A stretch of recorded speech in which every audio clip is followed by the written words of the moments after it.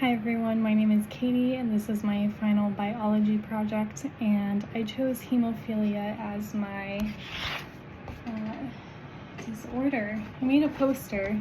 I'm not the best artist, but you get the idea, and I'm going to explain some of this in a little bit more detail. So for the overview, hemophilia is a blood clotting disorder, which means that when a person with this condition bleeds, the blood doesn't or isn't able to clot to stop the bleeding.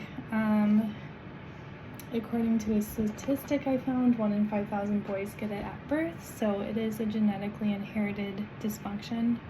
Girls can get it, but since it's a mutation within the X chromosome, I don't think it's quite as common in girls. Like, it's pretty rare for a girl to have this. A lot more common for boys. The genetic cause is that people with the XY chromosome get hemophilia. They inherit a mutation of a gene within the X chromosome. Signs and symptoms would be the most telltale sign is that if you get a cut or an injury, it will not stop bleeding.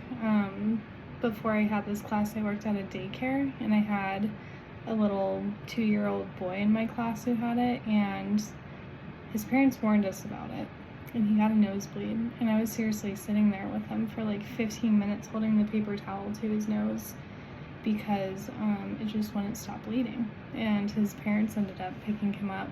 And I don't know exactly what they did to stop the bleeding, but I do know, like, in a normal little kid that would only last a moment, but with him, since he had hemophilia, it just kept coming out.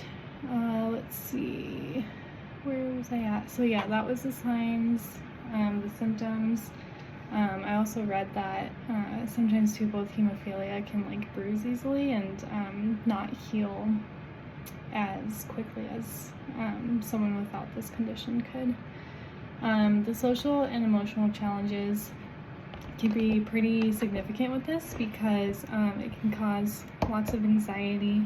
I have a picture of a little kid frowning. He's saying, "I wish I could ride my bike with my friends." Sometimes with kids, they get some anxiety because they feel like they can't be rough and tough with their friends because, for example, if they were to fall off of a bike, that would be a lot more severe for someone with hemophilia than any of the other kids. So prevention, there's no way to prevent this because it's genetically inherited. Basically, if you have a family member with it, you might also inherit it. Prognosis is actually pretty optimistic for this. I read a statistic that in 2023, the average lifespan was 56.8 years on average, but people can manage to live a pretty normal and good life with this condition. And I didn't really know how to draw a picture of it, so I draw these blood cells. So I hope you enjoyed this project presentation, and thank you so much.